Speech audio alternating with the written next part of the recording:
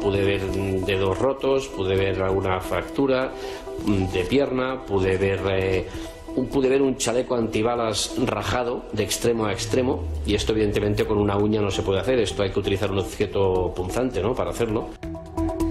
Buenas noches. Citan el Tribunal Supremo a las 9:30 de la mañana. La Sala Segunda ha retomado el proceso judicial con la testifical de Enric Millo, el que fuera delegado del gobierno en Cataluña. Millo apuntala la tesis de la rebelión: violencia, la trampa del Fairy y chalecos rajados. No ha escatimado en detalles y ha relatado la forma pormenorizada y rotunda de su experiencia.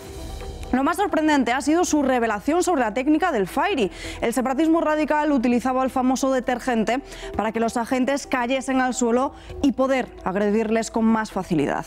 Ha relatado que dedicó mucho tiempo en tratar de convencer al que fuera presidente de la Generalitat, a Carles Puigdemont, para que se olvidase del referéndum. En varias ocasiones se reunía con él para tratar otros asuntos de verdadera preocupación para los catalanes, como por ejemplo sanidad o educación. Para el expresidente solo le interesaba uno: la independencia de Cataluña. Tras ver desfilar a tantos testigos, la conclusión a la que estamos llegando esta semana, tras las declaraciones de los diferentes mandos policiales, es que son los únicos que están poniendo las cartas encima de la mesa, que deja al descubierto, por tanto, la inutilidad de las negociaciones políticas. Más noticias en titulares.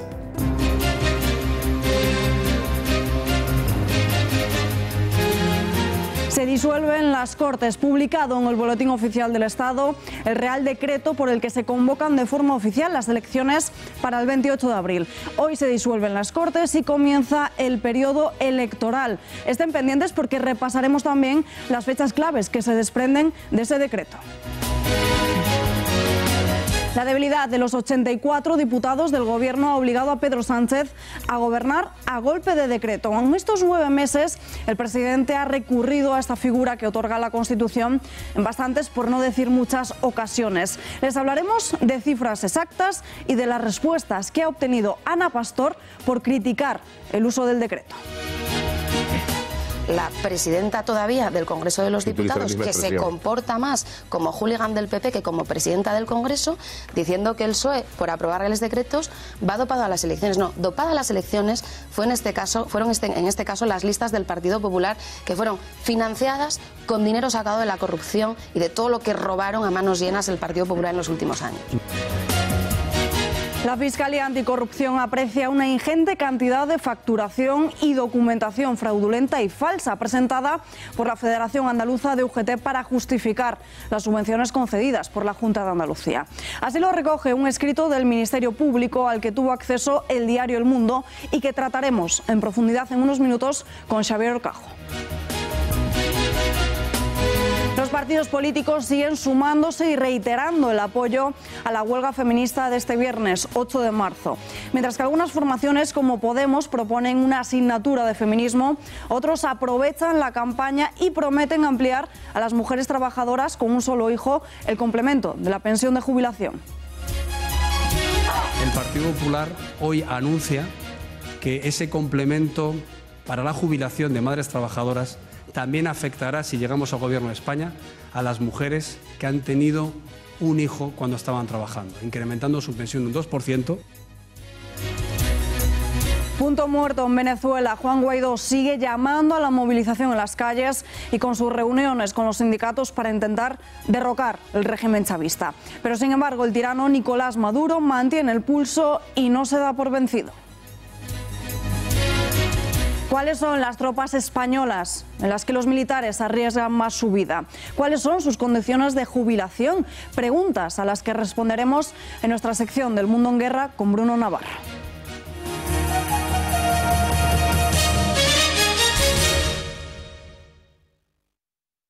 Pude ver dedos rotos, pude ver alguna fractura de pierna, pude ver pude ver un chaleco antibalas rajado de extremo a extremo, y esto evidentemente con una uña no se puede hacer, esto hay que utilizar un objeto punzante, ¿no?, para hacerlo.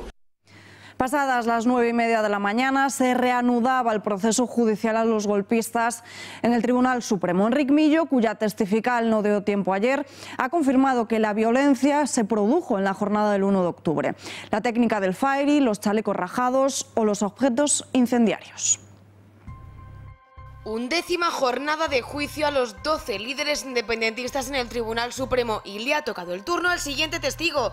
Enric Millo, el exdelegado del gobierno en Cataluña, ha relatado durante su declaración que dediqué mucho esfuerzo a intentar persuadirle de que se olvidara de ese planteamiento, a mi entender, políticamente suicida, ¿no? Refiriéndose al expresidente de la Generalitat, Carles Puigdemont, con el que mantuvo varias reuniones en privado. Me dijo, no, yo ya no puedo dar marcha atrás, yo estoy comprometido en esto, tengo además las formaciones políticas que me apoyan en el Parlamento, que están pues también ahí. Con quien también tuvo una charla informal fue con el exvicepresidente de la Generalitat, Oriol Junqueras. Le dijo a Millo que no era tan partidario de que esto fuera tan deprisa, pero que en definitiva estaba comprometido con el gobierno. Y dejó caer algo más, que salió de la boca de Junqueras. Yo soy independentista, lo he sido siempre, yo defiendo la independencia, como sabes, y no tengo que demostrarlo, ¿no?, porque siempre lo he sido. Otros, en cambio, aquí en mi gobierno no lo habían sido nunca, y ahora tienen que hacer un esfuerzo muy importante para demostrar que lo son. Y en cuanto al trabajo de los Mossos en días previos al 1 de octubre... Los días previos al 1 de octubre no me consta que se cerrara, por tanto se impidiera el uso, tal como decía el auto, de ningún centro, ¿no? También ha cerrado filas en su declaración con la actuación de la Policía Nacional y la Guardia Civil, asegurando que se interesó por cómo habían vivido ese día. Entre los episodios de violencia a los agentes se ha referido a la trampa del fairy. Verter detergente en la entrada de algunos colegios para que cuando los policías entraran, patinaran, cayeran al suelo y luego les pateaban en la cabeza, ¿no? No ha sido el único en declarar esta mañana. La exconsejera de Presidencia y exportavoz del gobierno de Carles Puigdemont, Neus Munté, ha asegurado que no sintió miedo de verse envuelta en responsabilidades penales, pero sí respeto. Esto por la mañana, y por la tarde se ha sentado en el banquillo el coronel Pérez de los Cobos. Redacción de informativos, Pepe García Saavedra. ¿Qué es lo que ha dicho? Muy buenas noches.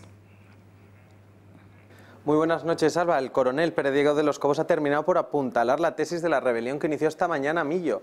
Ha sido especialmente duro contra Trapero, del que ha dicho que se limitó a poner palos sobre las ruedas y que hubo una total dejadez de funciones por su parte. Pérez de los Cobos también ha indicado que el mayor de los Mossos d'Esquadra se tomó muy mal su designación como coordinador del operativo del 1 de octubre y que lo vio como una injerencia. Y también ha abordado algunas de las reuniones que mantuvieron junto a Puigdemont. Vamos a verlo. Pero también estaba el señor Trapero, que había recibido el mismo auto pocas horas antes y que, a pesar de haber recibido ese mismo auto que le ordenaba impedir el referéndum, se había presentado ahí en esta Junta de Seguridad, se había sentado, por supuesto, en el lado de la Generalitat. Yo creo que podía haber, o sea, tenía una oportunidad de oro para no haber asistido. No solo asistió, sino que hizo unas intervenciones que estaban absolutamente en la línea con el resto de los que estaban sentados en el mismo lado de la mesa que él, que eran los convocantes de esa actividad ilegal que a él se le había ordenado impedir. Pérez de los Cobos también ha calificado como nefasta la actuación de los Mossos d'Esquadra durante aquel 1 de octubre. Ha destapado los seguimientos de contravigilancia que realizaron agentes de este cuerpo a policías nacionales y guardias civiles. Incluso ha dicho que horas antes de las votaciones, agentes de los Mossos se pasearon por los distintos colegios electorales desvelando cuál iba a ser el plan de actuación de policía y guardia civil. Les aconsejaron que se agolparan dentro de los colegios para evitar así la actuación. Además, también ha desvelado algunas de las tretas que utilizaron los Mossos para justificar sus actuaciones. Vean. Y una vez terminada la votación, con la colaboración de los propios organizadores de la actividad ilegal, pues recibir las urnas y las papeletas y anotarlo como un colegio supuestamente cerrado, con lo cual aparentaban ante la autoridad judicial el cumplimiento del auto, mientras que habían permitido la actividad durante todo el día. Y debido a la extensión de su declaración, Diego Pérez de los Cobos ha terminado hoy, pero vuelve mañana a las 9:30 para continuar con su declaración ante la Sala Segunda del Tribunal Supremo. No es la primera vez, pero Marlaska ha vuelto a arremeter contra la acusación popular que ejerce Vox en este juicio. El ministro de Interior lo ha vuelto a hacer recurriendo a la figura a la que siempre acude la izquierda para verter sus críticas, la de Franco. La regulación de la acusación popular en España es una gran anomalía del sistema. Siempre nos estamos planteando ya desde hace tiempo la modificación de la acusación popular. Esto es la consecuencia, yo creo, fundamentalmente, nosotros somos una democracia todavía joven, 40 años, pero una democracia joven. Al principio se regularon instituciones porque todavía había una determinada desconfianza ante las instituciones del Estado. Es decir, por ejemplo, imagínate la Fiscalía, la Abogacía del Estado. Esa sensación de que no iban a defender los intereses generales, sino, por así decirlo, más los intereses de los poderosos, los intereses del poder constituido. Muchos de estos asuntos de los que se hablan estos días en la Sala Segunda del Tribunal Supremo, la fuga de Carles Puigdemont o la supuesta operación diálogo entre Soraya Sáenz de Santamaría y la Generalitat, deberían estar plasmados en la documentación del Palacio de la Moncloa, pero para sorpresa de los socialistas, cuando llegaron al gobierno se dieron cuenta de que toda esta información, ya bien en ordenadores o en papel, había sido eliminada. Lo desvela hoy en exclusiva OK Diario. El medio apunta a que aquellos documentos referentes a momentos de las negociaciones previas con los golpistas y todos aquellos que plasmarían los detalles de las decisiones policiales o políticas adoptadas en el momento del referéndum ilegal han desaparecido. OK Diario dice que el gobierno de Rajoy borró toda esta información. Siguen llegando más encuestas que dan una pequeña pincelada de lo que podría suceder el 28 de abril. La última, de Electocracia, vuelve a poner de manifiesto que los socialistas serían el partido mayoritario en número de papeletas. Lo harían con un 27,1%, lo que se traduce en una horquilla de entre 113 y 115 escaños. Al igual que otros sondeos, el Partido Popular de Pablo Casado se quedaría en una segunda posición al ser elegido por un 20,9% de los españoles, es decir, unos 84-86 asientos en el Congreso de los Diputados. Con muchos menos se quedaría la bancada naranja, solo con 54-56. Ciudadanos caería hasta un 16,1%. Casi al nivel de Podemos, que con un 13,7% sin intención de votos obtendría 35-37 escaños en el Congreso. Por su parte, Vox entraría en la Cámara Baja con 29-31 escaños, al ser elegido por el 12,5% del electorado. Publicado en el Boletín Oficial del Estado el Real Decreto por el que se convoca de forma oficial las elecciones para el 28 de abril. Se disuelven, por tanto, las Cortes, tanto el Congreso como el Senado. En este decreto se establece además el calendario, las fechas más importantes de aquí a que se constituyan las cámaras. Hoy se inicia el periodo electoral con la disolución de ambas cámaras, 15 días, del 12 al 26 de abril, campaña electoral de los partidos políticos, 28 de abril, elecciones generales, y el 21 de mayo a las 10 de la mañana se fija la sesión constitutiva en la que senadores y diputados tomarán posesión de sus escaños. En ese mismo decreto también se precisa el número de escaños que otorga cada circunscripción. 350 diputados y 208 senadores, como viene siendo habitual. En las islas se eligen 3, Ceuta y Melilla, eligen cada una de ellas 2 senadores y atención, porque hay 2 circunscripciones que ganan un escaño en el Congreso por el aumento del censo. Madrid, que pasa de 36 a 37 diputados, y Barcelona, que sube de 31 a 32. En detrimento, 2 pierden diputados, como por ejemplo Asturias, que baja de 8 a 7, y Valencia, que pasa de 16 a 15 escaños. Hablamos con Gabriel Martín, profesor de la Universidad Rey Juan Carlos y doctor en Derecho, de todo ello. Señor Martín, muy buenas noches. Buenas noches. ¿Por qué Asturias y Valencia perderán circunscripciones a favor de Madrid y Barcelona? ¿Vale lo mismo un voto en Asturias que en Madrid? ¿Es igual de importante? En nuestro sistema electoral, nosotros a las elecciones al Congreso de los Diputados, en los cuales hay 350 diputados, sigue un sistema mixto, que son 102 diputados fijos, 2 por provincia y 1 por Ceuta y 1 por Melilla, y los 248 diputados restantes se reparten proporcionalmente en función de la población que hay en una otra provincia.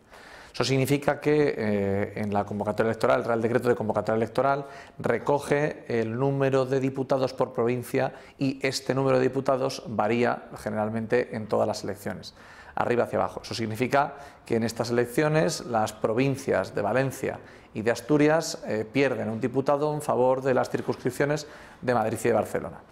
¿Es justo? Es el criterio de elección, es el criterio que está establecido en España con este sistema mixto, como os decía, de un número fijo y un número variable, y ese número variable, pues en esta ocasión le perjudica a Asturias y Valencia y le beneficia a Madrid y Barcelona.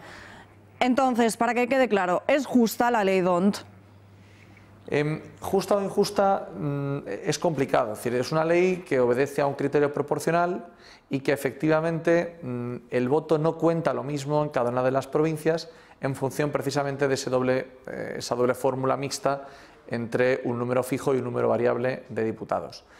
Si a justicia nos referimos a que el voto de todos los españoles vale lo mismo, no. En función de la provincia en la cual se sitúe, hace falta un número mayor o menor de votos para adquirir un diputado. ¿Por qué otro método podría cambiarse esa ley DONT? Hay quien se está fijando en el modelo de los consejos de empresa o de circunscripción única, por ejemplo. Es muy sencillo. Por ejemplo, en España tenemos 3 modelos distintos de sistema electoral.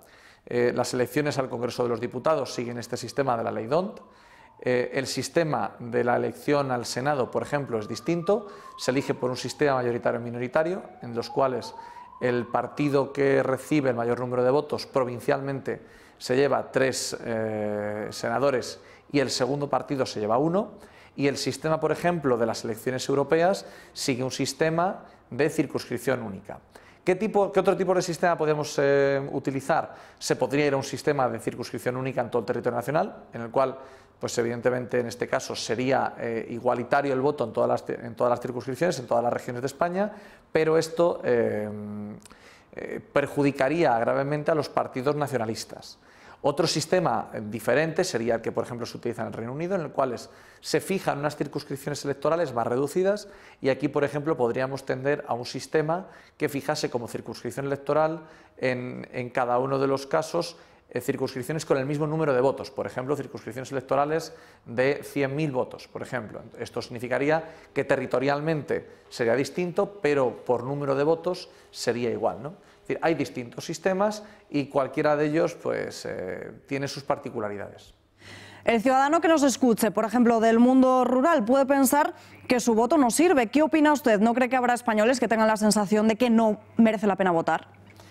Pues en este caso es justo al contrario. Es decir, el voto rural proporcionalmente tiene mayor importancia que el voto urbano. Es decir, las circunscripciones electorales, tal y como están constituidas en España, provocan que sea necesario un menor número de votos.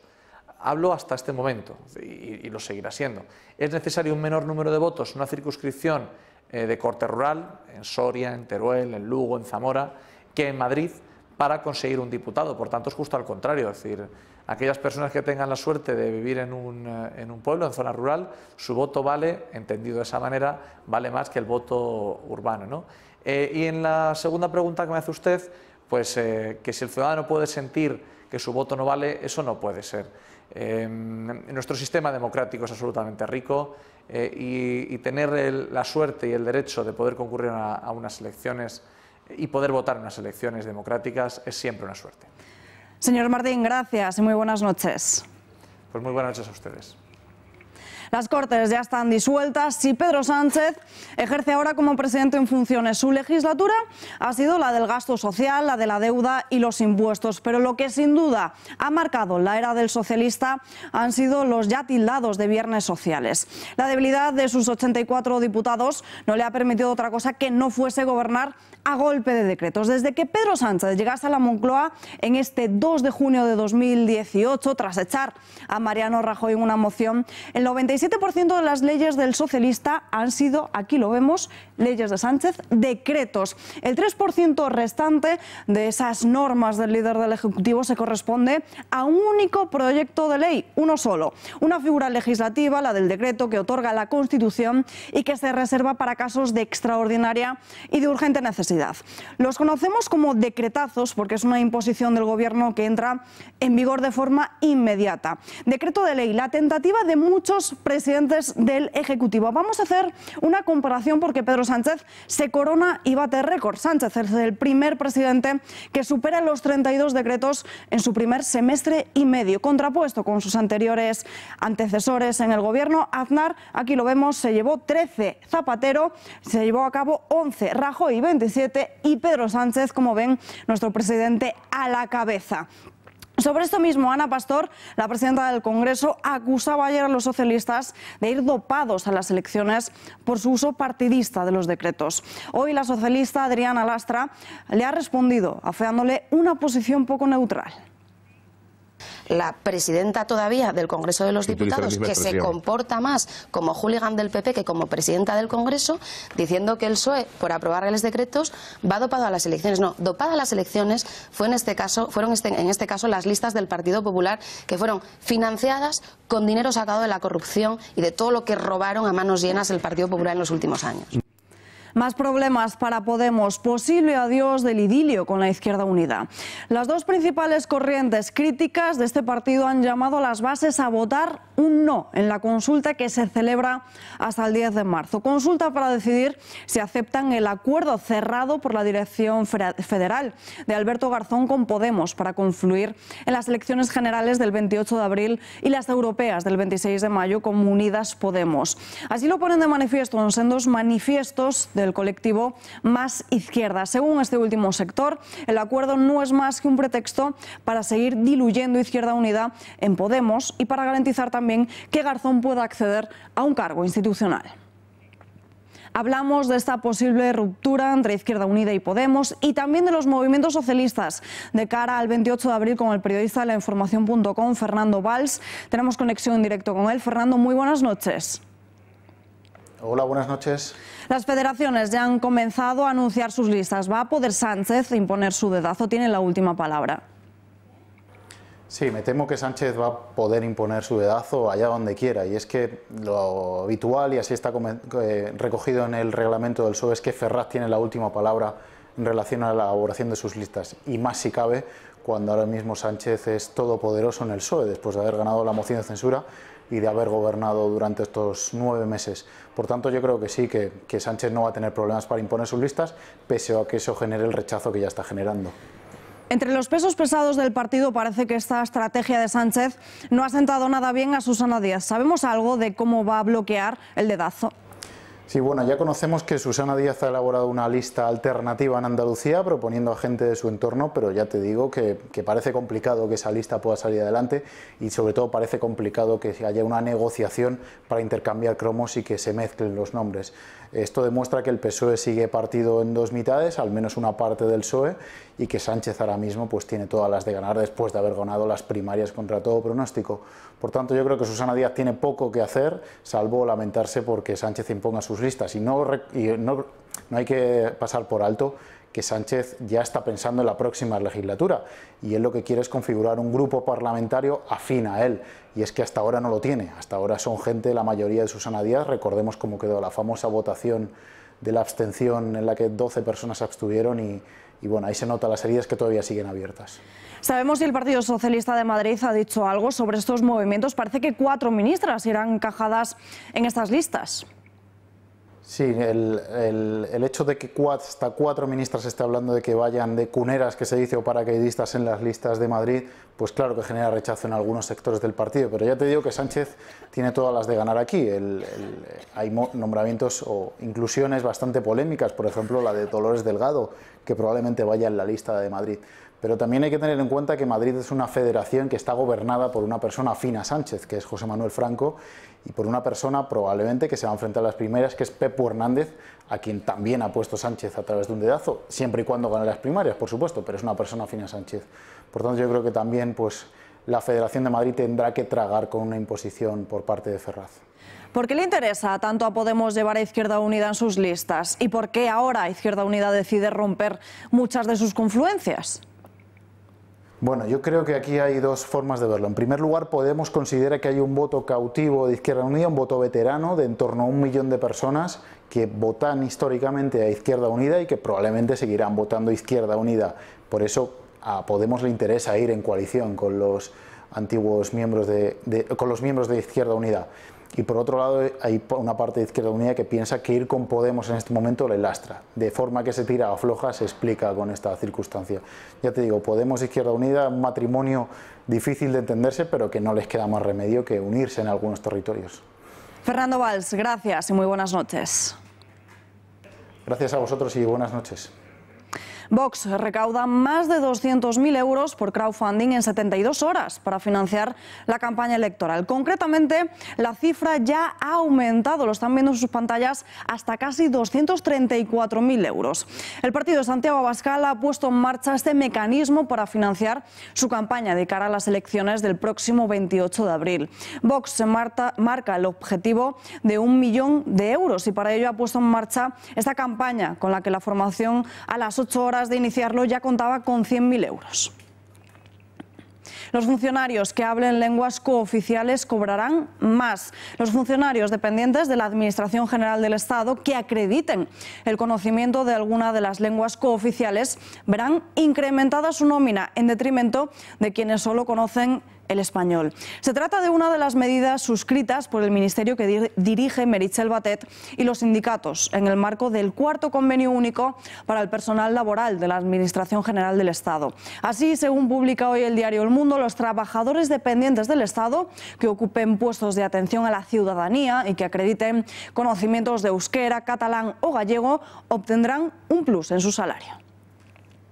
Diferentes asociaciones feministas han usado la imagen de Begoña Gómez, la mujer de Pedro Sánchez, como reclamo para la huelga de este viernes. Y parece que el presidente del Gobierno no solo hace un uso partidista de las instituciones, también de su propia familia. El Partido Socialista difunde un vídeo en el que la mujer de Sánchez llama a la movilización el 8 de marzo. Para que no se niegue la violencia de género, por las 984 que ya no están. Y por todas las que están sufriendo. Pedro Sánchez se pone la camiseta morada y feminista. El presidente del Gobierno ha vuelto a manifestar públicamente su apoyo. Hace un año, el 8 de marzo de 2018, cientos de miles de mujeres salieron a las calles de España para lanzar algo más que un simple grito de descontento. Fue un fenómeno de dimensión y alcance global que situó en nuestro país el grito y el epicentro de un movimiento extraordinario que estábamos viendo réplicas en distintas partes del mundo. Aquello se hizo para decir basta ante una discriminación inaceptable. Y no ha sido Begoña la única mujer que ha protagonizado un vídeo en las últimas horas. También las políticas del Partido Popular participan en una secuencia que ha difundido el PP a través de las redes sociales. En España, con el gobierno del Partido Popular, hemos reducido la brecha salarial casi 5 puntos. Y nos sentimos orgullosas. Fue un gobierno del Partido Popular el que por primera vez en España reguló el teletrabajo. Y nos sentimos orgullosas. Desde el Partido Popular impulsamos el Pacto de Estado contra la violencia de género y lo aprobamos. Y nos sentimos orgullosas. Durante el gobierno del Partido Popular se logró la cifra récord de mujeres con contratos indefinidos. Y nos sentimos orgullosas. Con el gobierno del PP, las pensiones de las mujeres trabajadoras con hijos e hijas se incrementaron un 15%. Y nos sentimos orgullosas. Somos la garantía de la igualdad entre mujeres y hombres, siempre, que no hablen por nosotras.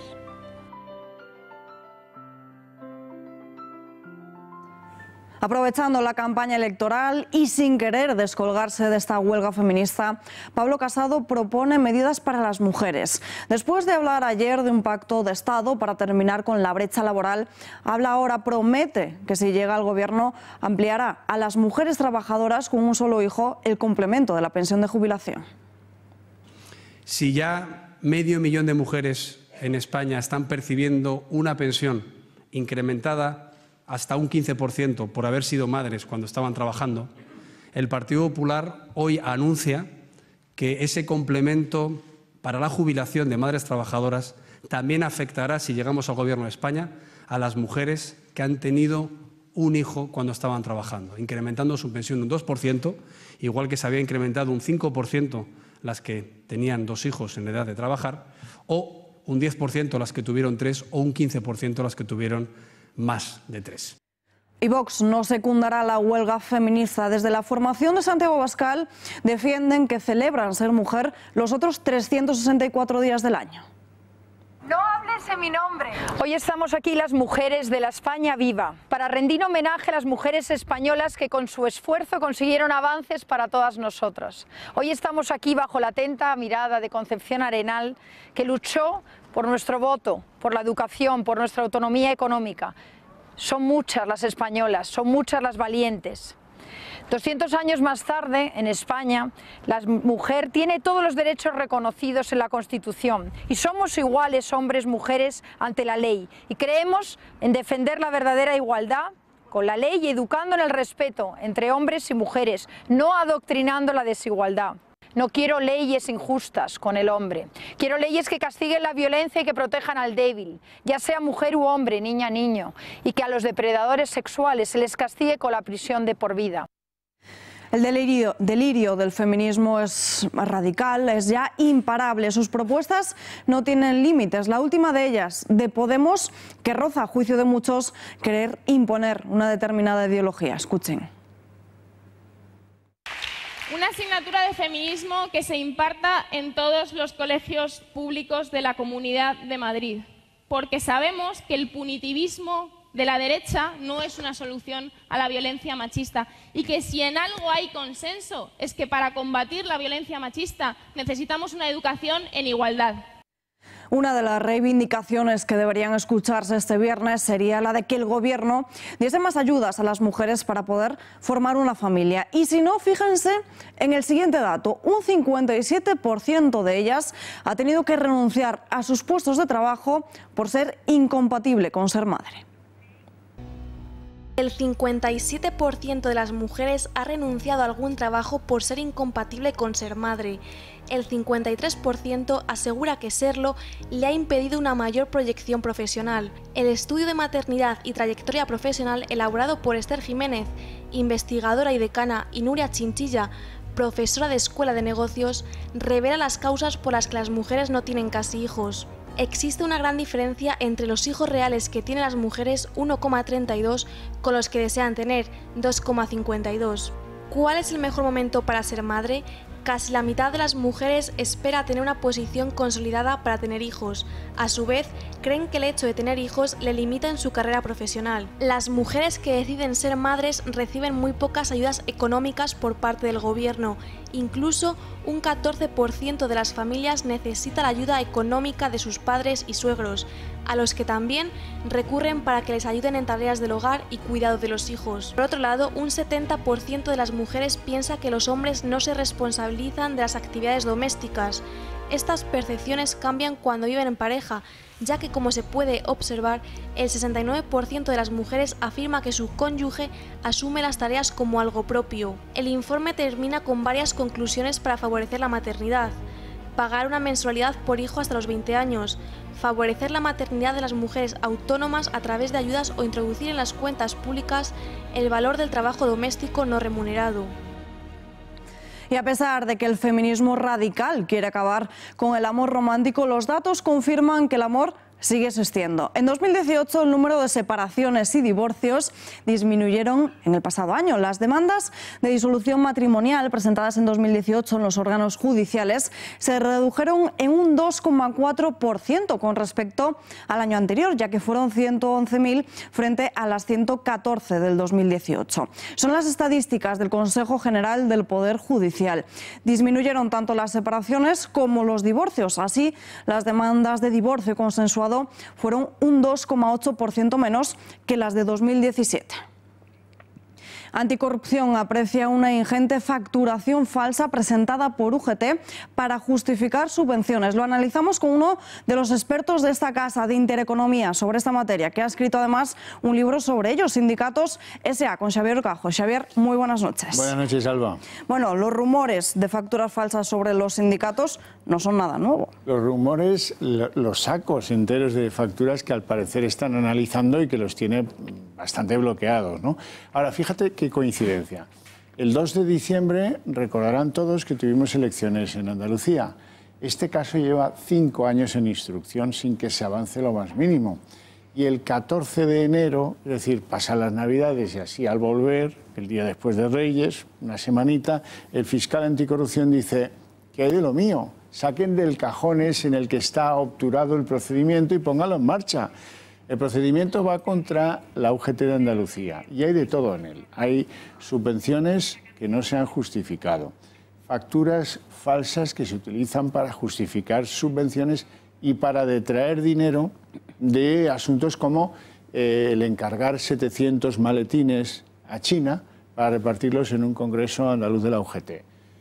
Pagar viajes a mítines del Partido Socialista en diferentes campañas electorales.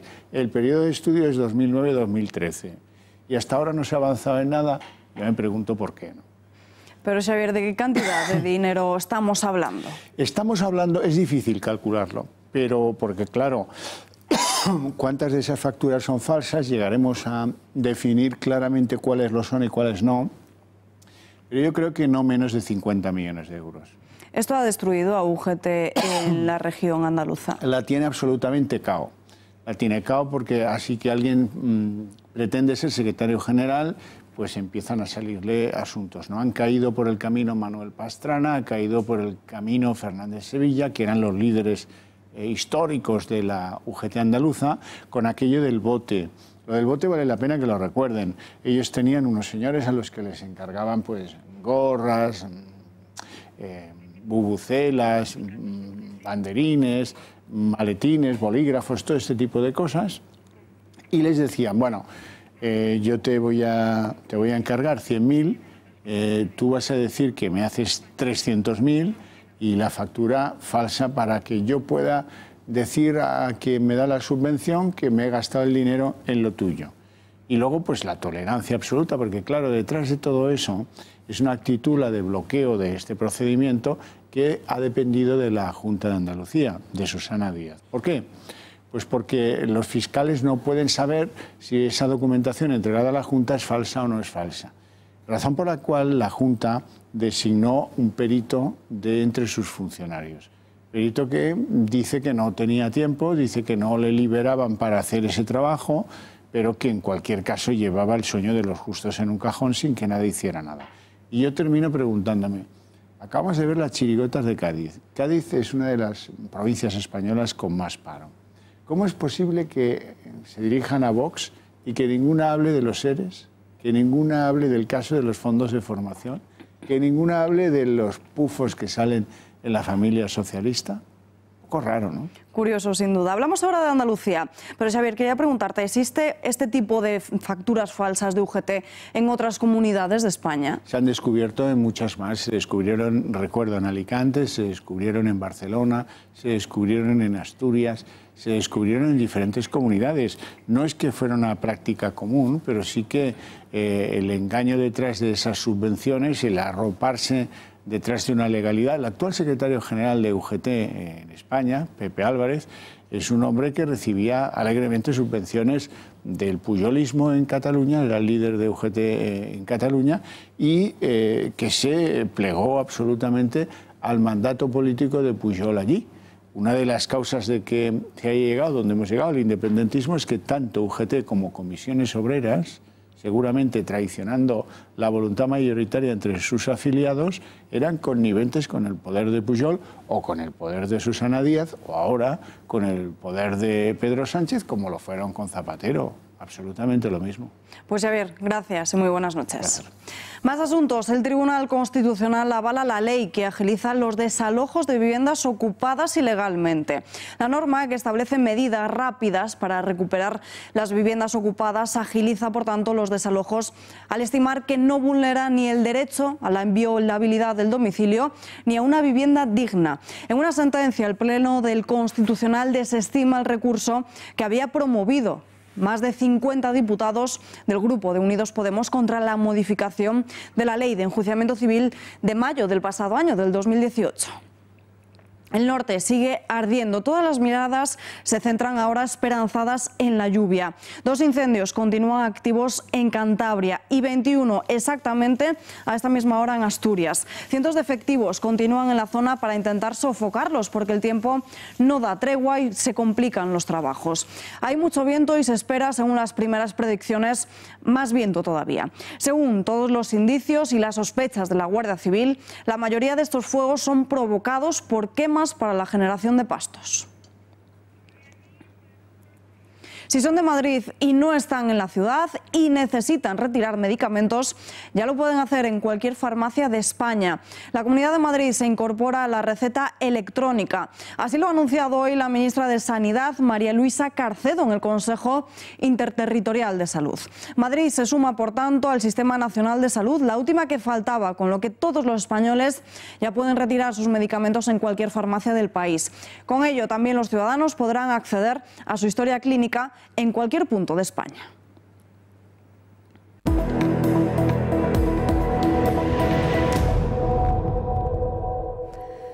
En Caracas, Juan Guaidó se reúne con varios sindicatos para tomar acciones contra el régimen chavista de Nicolás Maduro. Será en el Colegio de Ingenieros y, según varios medios, el presidente legítimo piensa sostener una conversación con dirigentes laborables de entes públicos, obreros, trabajadores, empleados y trabajadores dependientes de estos entes y empresas diferentes públicas. Encuentro para tomar decisiones enmarcadas en su objetivo de cesar el secuestro de la burocracia por parte de Maduro y de sus afines. Antes de las elecciones europeas del 26 de mayo, Emmanuel Macron presenta una serie de propuestas. Lo ha hecho a través de una carta destinada a los ciudadanos europeos, ofrecida en varios idiomas para su publicación en los 28 países miembros de la Unión Europea. Bajo el título Por un renacimiento europeo, en ella se advierte que los comicios al Europarlamento serán decisivos para el futuro. Desde el Elíseo dicen que el presidente busca dar un impulso, pero lo cierto es que tiene tintes de programa electoral.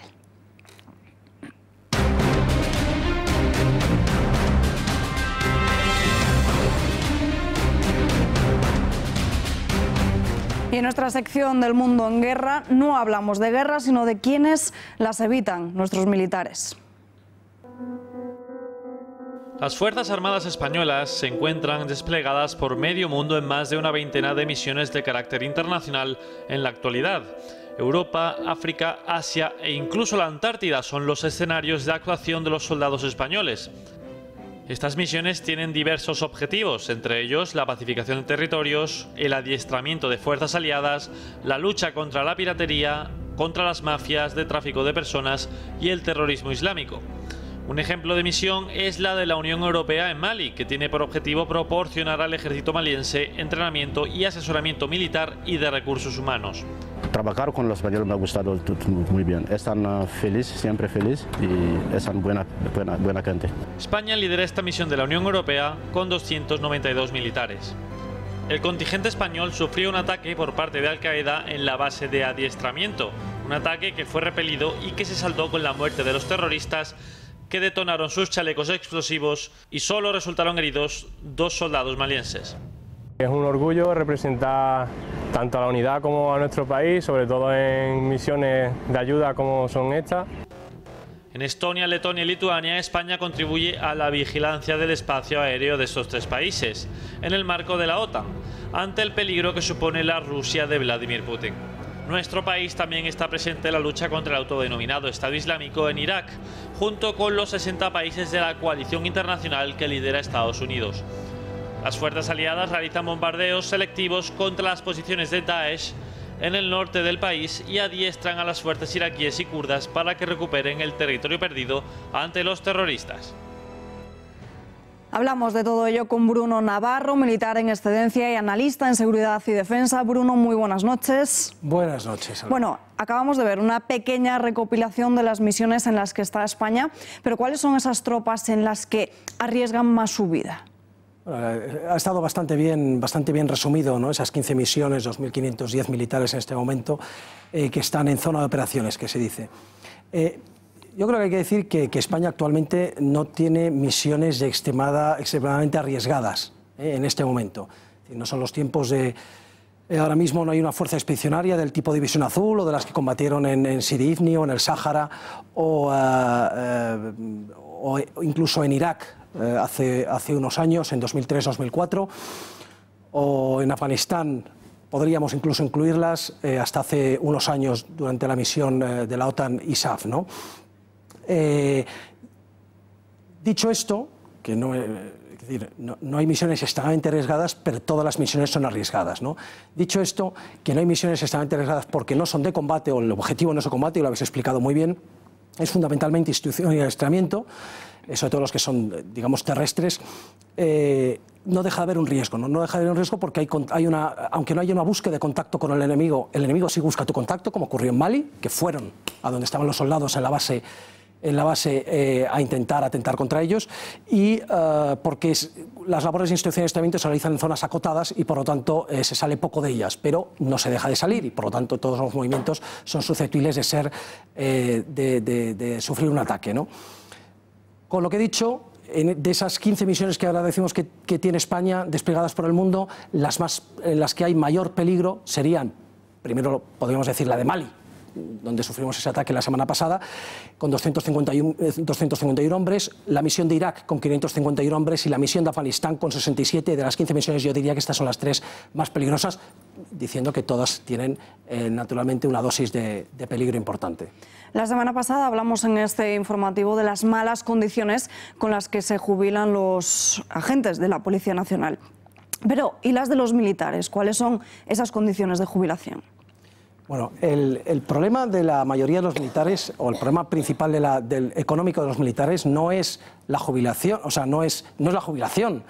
Es que la jubilación es acorde generalmente al sueldo que uno cobra a lo largo de su carrera, como el resto de funcionarios y el resto de españoles. El problema es que si su sueldo es muy bajo, tu jubilación también va a ser baja, ¿no? Básicamente eso es lo que ocurre. El problema son los sueldos que son vergonzosos. Y son vergonzosos porque son mucho más bajos que el resto, comparativamente que el resto de funcionarios de su mismo nivel. Es decir, no solamente los policiales, que podríamos hacer una comparativa más asequible, más cómoda, porque son cuerpos armados, porque uno de ellos, la Guardia Civil, es además militar, pero no, con el resto de funcionarios de cualquier ministerio, ¿no? Y en esa comparación vemos que a igual categoría, es decir, igual formación, igual selección, igual oposición, están peor pagados, a pesar de que tienen un mayor riesgo y unas condiciones de trabajo más penosas, ¿no? ¿Y por qué se sostiene todo este entramado, esta vergüenza? Se sostiene por 2 razones principales. Primero, porque en las Fuerzas Armadas está prohibido sindicarse, manifestarse y hacer relaciones colectivas, lo cual está muy bien y es una base innegable de la solidez de las Fuerzas Armadas como bastión de la defensa nacional, y esto es y ha de seguir siendo así. El problema es que es utilizado torticeramente por aquellos que prefieren a lo mejor recompensar a aquellos colectivos que sí que pueden manifestarse y les pueden cortar las calles y les pueden dar la una en el telediario, ¿no? Y por otra razón se sostiene este entramado, y es por 3 palabras: vocación, patriotismo y sentimiento del deber.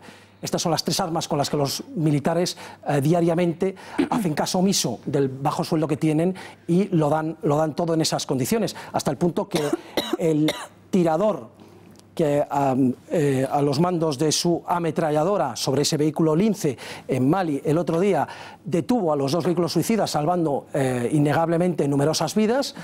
Muy posiblemente sería soldado cabo a cabo primero, por lo tanto tropa y por lo tanto un mileurista. Lo tenemos héroes y valientes mileuristas pagados porque nadie quiere coger el todo por los cuernos. Y sobre esa tropa no permanente que se va a la calle con 45 años, reciben una pequeña paga, pero ¿hay futuro para ellos? Es un caso especial porque tenemos los oficiales y los suboficiales que son militares de carrera, después tendríamos la tropa en la cual una mínima parte es también de carrera, es permanente, y hay una mayoría un 85% que es temporal. Y esa es la que estamos hablando. La tropa no permanente es un caso especial porque como no son funcionarios de carrera, como bien has dicho, a los 45 años es el límite por el cual se les manda a la calle con una ayuda de 600 euros, ojo, no contributiva, con lo cual ya nos podemos imaginar cómo afecta eso a la pensión, a la jubilación, cuando lleguen a ella años después, ¿no? Esto afecta, hasta el año 32 va a afectar a más de 70.000 militares. Este mismo año 2019, 2.000 de ellos se irán, como años anteriores, y cada vez se irá más, 2.000 de ellos se irán a la calle. Y ojo, muchos dirán, pero esto ya lo sabían cuando firmaron el contrato. Es verdad, cuando se alistaron a las Fuerzas Armadas sabían que esto iba a ocurrir. Y a lo largo de su carrera lo han sabido. Pero hay dos cuestiones que hacen que, que estas demandas tengan su razón, ¿no? La primera es que el hecho de conocer una norma y aceptarla a priori no supone que esa norma tenga que ser buena y que no se pueda cambiar. Y de hecho es una norma mala, mal hecha e injusta. Solo el 15% son permanentes, se podría cambiar eso, ¿no? Y segundo, porque no se les prepara, está escrito que se les tiene que preparar para la vida civil, para la incorporación al mundo laboral civil, y es mentira, no se está haciendo a un nivel mínimo prácticamente irrisorio, ¿no? Con lo cual se encuentran con que realmente es la patada a la calle porque no se les ha preparado, no ya digo colocado ni mucho menos, pero no hay unas plazas en la administración reservadas que se podrían reservar y no hay una preparación para incorporarse al mundo civil, ya no a la administración, sino a la empresa privada. Esto es lo que sucede en España, pero ¿y fuera? ¿Cuáles son las condiciones de los militares de nuestros países vecinos? ¿Cómo se jubilan ellos? Bueno, todos se quejan, porque al final todos nos tenemos que quejar y es cierto que cada uno lo ve a su manera, ¿no? Pero comparativamente, desde luego, los sueldos, porque la jubilación viene, lo he dicho antes, viene acorde al sueldo y los sueldos de los militares ahí fuera, en el primer mundo, en el mundo desarrollado, en Europa, Norteamérica, se siguen quejando que son más bajos de lo que debieran, pero son desde luego muchísimo más altos que los españoles y comparativamente al sueldo de los funcionarios de su nivel están bastante más equiparados, aunque no lleguen en algunos casos, están bastante más equiparados. En Bélgica, por ejemplo, aparte del tema del sueldo, el porcentaje de permanentes en el ejército es muchísimo más numeroso. En Francia y Estados Unidos las condiciones de jubilación son ventajosísimas y en Estados Unidos la preparación para la vida civil es real, es una preparación durante el servicio, durante los años de servicio, preparándoles desde el primer día, porque saben que un día se van a ir, la mayoría de ellos, y se les prepara realmente bien y encuentran su hueco después. Y en Portugal incluso, que muchas veces los miramos con nuestro hermano pequeño, en Portugal la administración reserva numerosísimas plazas para los militares en la administración pública. No hablo de policía, guardia civil, hablo de la administración en sí. Pues Bruno, gracias y muy buenas noches. Hasta la semana que viene. Buenas noches, hasta la semana que viene. Y antes de despedirnos, mostrarles las impresionantes imágenes de un pez varado en la costa de California. Se trata de un ejemplar de más de 2 metros de largo en Santa Bárbara que ha conseguido dejar boquiabiertos a los científicos que no sabían ni de qué especie se trataba. Después de 2 semanas de investigación, lo han identificado como un pez luna. Se trata de un tipo de pez descubierto hace tan solo 2 años y que nunca había sido visto en las aguas del hemisferio norte. Y nosotros nos despedimos ya, pero les dejamos, como siempre, con el noticiario de 1936 y después el gato al agua. Nosotros le esperamos mañana aquí a las 8:30 con más información, ya lo saben, lo que otros no le cuentan o como otros no se lo cuentan. Buenas noches.